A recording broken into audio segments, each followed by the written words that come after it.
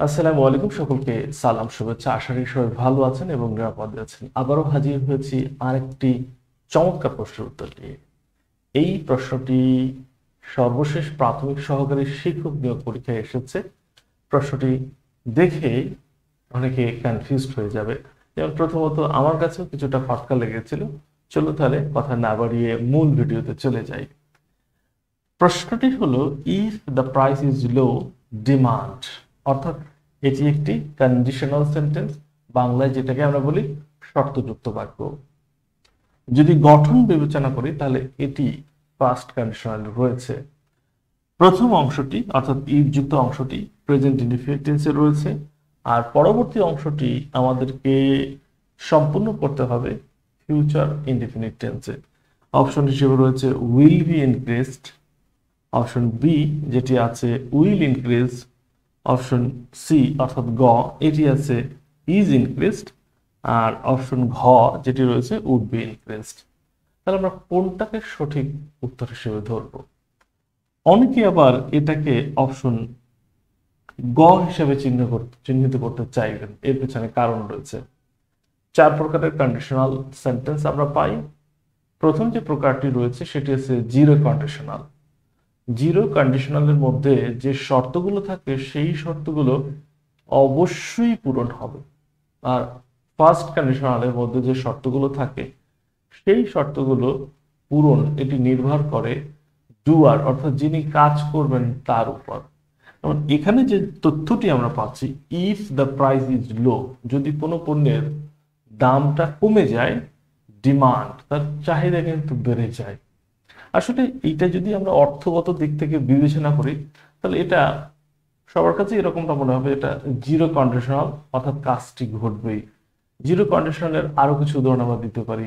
যদি পানিকে 100 ডিগ্রি সেলসিয়াসের তাপ দেওয়া হয় তাহলে এটি ফোটে। আবার যদি পানিকে শীতলকরণ করা হয় তাহলে এটি বরফে পরিণত হয়। অর্থাৎ এইখানে কাজটি না ঘটার কোনো সম্ভাবনা নাই। ঠিক আমার কাছে অথবা অনেকের কাছে মনে হয়েছে এটা এরকমই। অনেকের কাছে উত্তরটা এরকম মনে হয়, if the price is low, যদি দাম কমে, দ্য ডিমান্ড ইজ ইনক্রিজ, তাহলে চাহিদা বাড়ে। এটা যদি আমরা চিন্তা করি, কি চিন্তা করি? জিরো কন্ডিশনাল চিন্তা করি।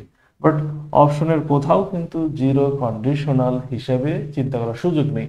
অর্থাৎ প্রেজেন্ট ইনডিফিনিট রয়েছে, আবার ফিউচার ইনডিফিনিটও রয়েছে। আমরা যদি অপশনগুলোকে একটু টেস্ট করি, চলুন তাহলে সেটাই করা ভালো। যেমন অপশন ঘ, উড বি ইনক্রিজড, এটি সম্ভব নয়। মোডাল পাস্ট ফর্মে এটি সম্ভব নয়। ইজ ইনক্রিজড, এটি হচ্ছে প্যাসিভ মোডে রয়েছে।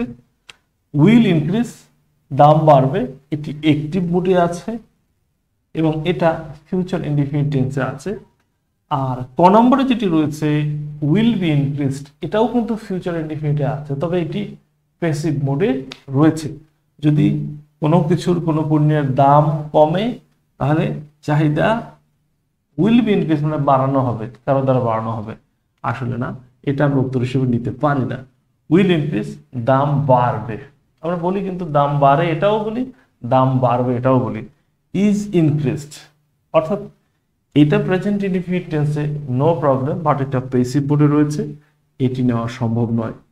এই অপশনগুলো বিবেচনায় অবশ্যই এক্ষেত্রে সঠিক অপশন হিসাবে, সঠিক উত্তর হিসেবে নেওয়া উচিত উইল ইনক্রিজ। তাহলে যেটি দাঁড়ালো, if the price is low, যদি কোনো পণ্যের দামটা কমে, ডিমান্ড উইল ইনক্রিজ, চাহিদা বাড়বে।